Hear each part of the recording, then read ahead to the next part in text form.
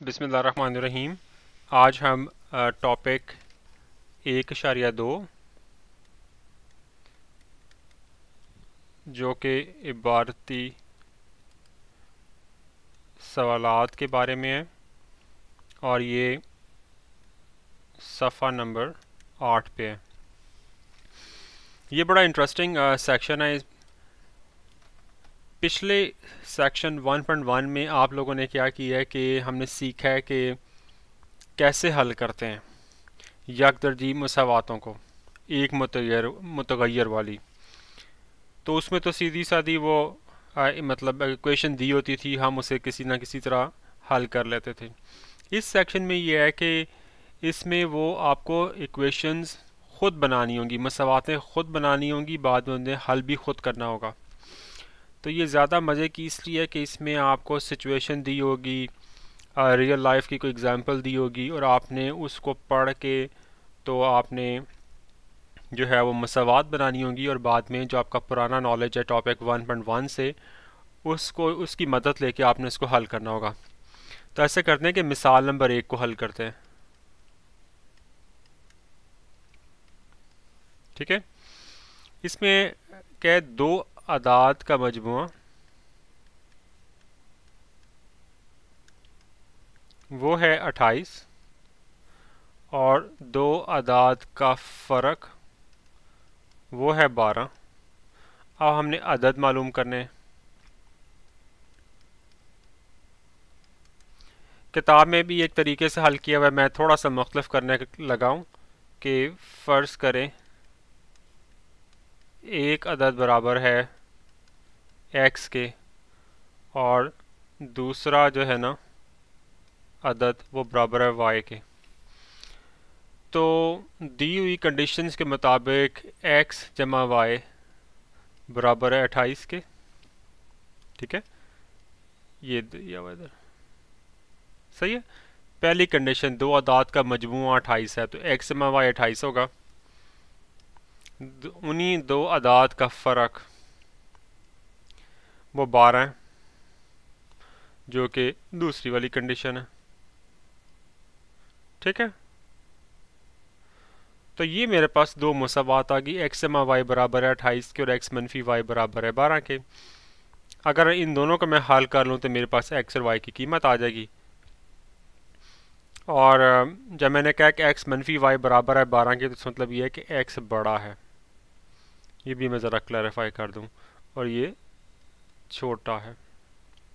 तो आप ये भी लिख सकते हैं, फ़र्ज़ करें बड़ा अदद x है और छोटा अदद y, आप ऐसे भी लिख सकते हैं।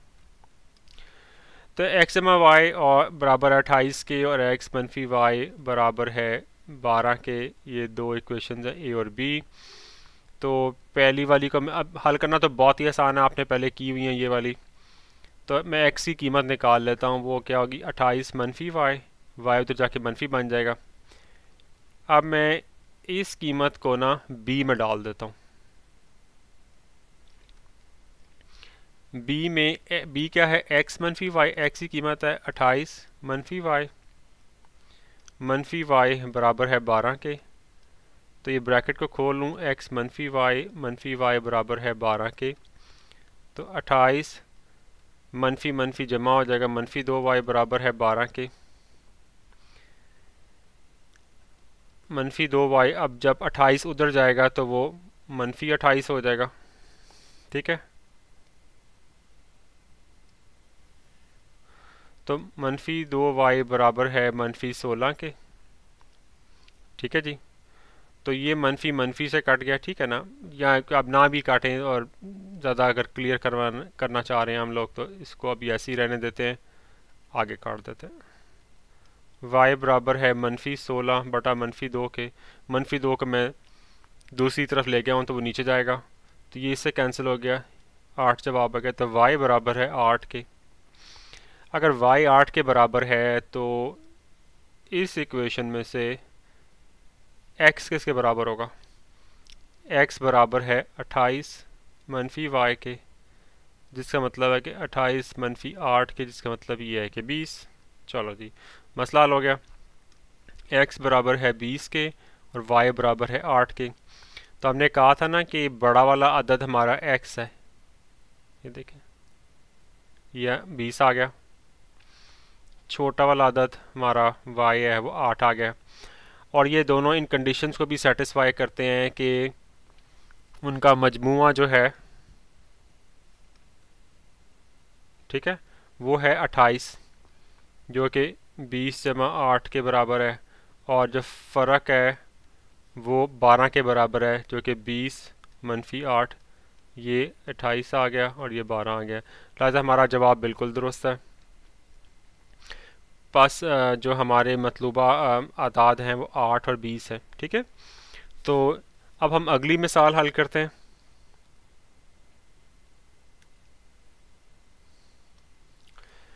मिसाल नंबर 2। ठीक है, इसमें बताया हुआ है कि एक मुस्ततील की लंबाई और चौड़ाई बिल तरतीब x जमा 1/2 सेम और x जमा 1/4 सेम है। सम इंग्लिश में सेंटीमीटर, एक्सक्यूज मी, इंग्लिश में सेंटीमीटर कहते हैं इसे। तो इसको ना पहले ज़रा समझने की कोशिश करते हैं, बाद में हल करते हैं इसे। ये आपकी आ गई मुस्ततील।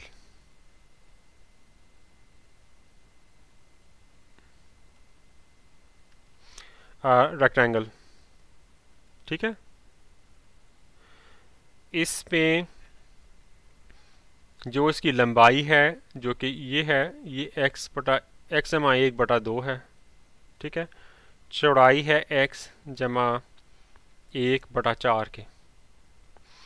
तो आपको मालूम है कि इसका जो अहाता होगा, अहाते का मतलब ये है कि ये, फिर इसमें ये जमा करें, दोबारा से उसकी जो है वो लेंथ जमा करें, फिर दोबारा से उसका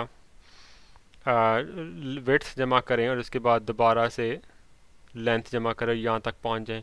ये इसका अहाता कहलाता है। ठीक है जी। सर्कमफ्रेंस मेरे ख्याल से कहेंगे शायद। तो अब हमने इनकी लंबाई और चौड़ाई निकालनी है। ठीक है, ये हमारी लंबाई है, नीचे लिख ले, चलो यहाँ लिख लेता हूँ। यहाँ लंबाई मालूम करनी है, वो क्या है, जो कि x जमा 1/2 है। और चौड़ाई क्या है ये मालूम करनी है हमें, जो कि x जमा 1/4 है। तो हमने x की कीमत लगाए निकालेंगे तो लंबाई और चौड़ाई वो आ जाएगी। ठीक है, तो अहाता किसके बराबर होता है? अहाता होता है लंबाई जमा चौड़ाई, लेंथ प्लस विड्थ, दोबारा से लंबाई, दोबारा से चौड़ाई। ठीक है ना, क्योंकि आपने यहाँ से शुरू किया, एक लंबाई फिर चौड़ाई फिर लंबाई फिर चौड़ाई। तो इसको सादा लफ्ज़ में यूँ लिख लेते हैं हम लोग, दो कॉमन निकाल के ना, लंबाई जमा चौड़ाई, ये इसका हाथा होता है। अब उन्होंने दिया हुआ है कि हाथा 33 है, तो हाथे की जब मैं 33 लिख लेता हूँ। अब इसमें मैं लंबाई जो है और चौड़ाई, इनकी जो भी कीमत दी मैं वो डाल देता हूँ बीच में। लंबाई की x जमा 1/2 है और चौड़ाई है x जमा 1/4 के 2। अब मैं एक चीज़ पॉइंट आउट करना चाहूँगा, ज़रा कबल अज़ीं के हम बाकी इसके स्टेप्स करें। आप नोट करें कि उन्होंने कहा हुआ है कि लंबाई x जमा 1/2 है, ये वाली। ठीक है, चौड़ाई x जमा 1/4 है। तो इसका मतलब क्या हुआ कि जो चौड़ाई है इसकी वो अहाते से आधी है, क्योंकि यहाँ 2 है, यहाँ 4 है। इसका मतलब है कि ये चीज़ उससे आधी है, इस वाली से।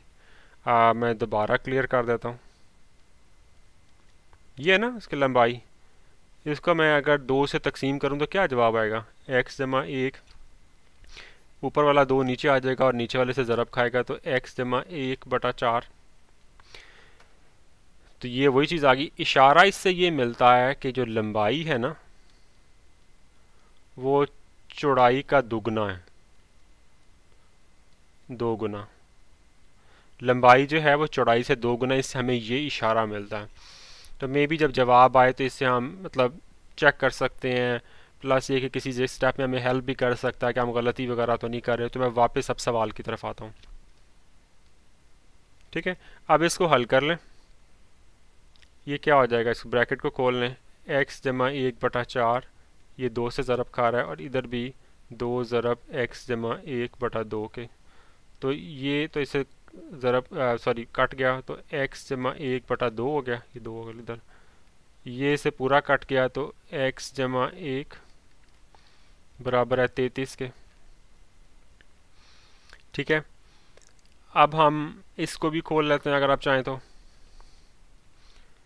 x/2 जमा 1/2। मेरा ख्याल है शायद इसकी निस्बत आसान ये हो कि हम चलो तरह इसको मैं अरेज करता हूँ। आसान काम करते हैं, आसान काम हम ये करते हैं कि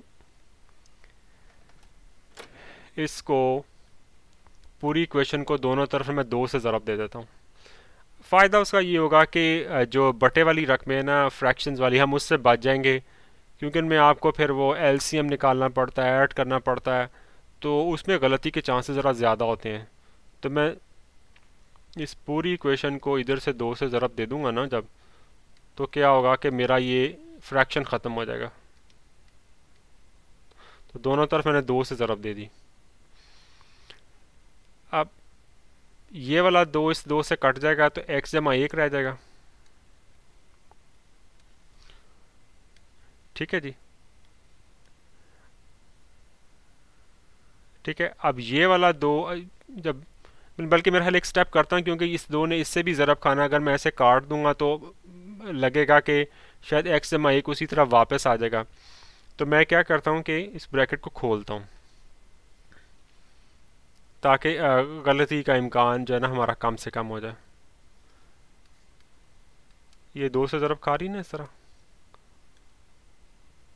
सॉरी, और फिर ये 2 x जमा 1 से इधर भी ज़रब खाएगा। ठीक है, बराबर है 33 को अगर आप 2 से मल्टीप्लाई करेंगे तो 66 आंसर आ जाएगा। ठीक है, ये 2 इससे कट गया, तो x जमा 1 जमा 2x जमा 2 बराबर है 66 के। तो ये ज़रा आसान है इस तरह हल करना कि फ्रैक्शन ज़रा जल्दी ख़त्म हो जाती है। तो ये x और ये 3x हो गया, और ये 1 और ये 2 मिलके हमारा 3 हो गया, ये भी बराबर है 66 के। तो 3x बराबर है 66 मनफी 3 के, 3x बराबर है 63 के, x बराबर है 63, जब 3 उधर जाएगा तो नीचे चला जाएगा, x बराबर है 21 के। ठीक है, तो लंबाई क्या है हमारी, x जमा 1/2, इसका मतलब है कि 21 जमा 1/2, जिसका क्या मतलब है 22/2, मतलब है 11 के। तो लंबाई हमारी आ गई 11 के। तो चौड़ाई निकालते हैं, चौड़ाई इससे आधी बनती है ना, जैसे हमने पहले मैंने एक्सप्लेन किया था यहाँ पे कि लंबाई जो है वो चौड़ाई का दोगुना है, तो वो इसका आधा क्या होगा 11 का 5.5, लेकिन बहरहाल हम फार्मूला लगा के निकाल भी लेते हैं। चौड़ाई उन्होंने जो दी हुई है ना वो x जमा 1/4 दी हुई है। x की जो कीमत है वो 21 जमा 1/4, जो कि क्या होगी 22/4 के। 22/4 जब हल करेंगे तो 5.5 जवाब आएगा। इस तरह आपने लंबाई और चौड़ाई दोनों निकाल ली। ठीक है, इसकी लंबाई 11 है और चौड़ाई 5.5 है। अगर आप इसे वेरीफाई करना चाह रहे हैं तो अहाता क्या होता है, 2 ज़रब लंबाई जो कि 11 है जमा चौड़ाई जो कि 5.5 है। तो ये क्या होगा, 11 में 5.5 जमा करें तो 16.5 होगा, ज़रब 2, ये किसके बराबर आएगा 33 के आएगा। लिहाजा 33 उन्होंने दिया हुआ था, इसका मतलब कि हमारा जवाब बिल्कुल ठीक है। इस तरह आपने एक इबारत वाला जो सवाल था वो ख़ुद से हल किया, उसकी ख़ुद से आपने मसावातें वगैरह बनाई, उसको ख़ुद से हल किया। तो ये मेरा ख्याल है अब जो आगे जाएंगे ना, ये सवाल ज़्यादा इंटरेस्टिंग होते जाएंगे। अब हम अगली वीडियो में मिसाल नंबर 3 हल करेंगे और मिसाल नंबर 4 भी हल करने की कोशिश करेंगे उसी वीडियो में, और फिर उसके बाद मश्क 1.2 करेंगे इंशाल्लाह। अल्लाह हाफ़िज़।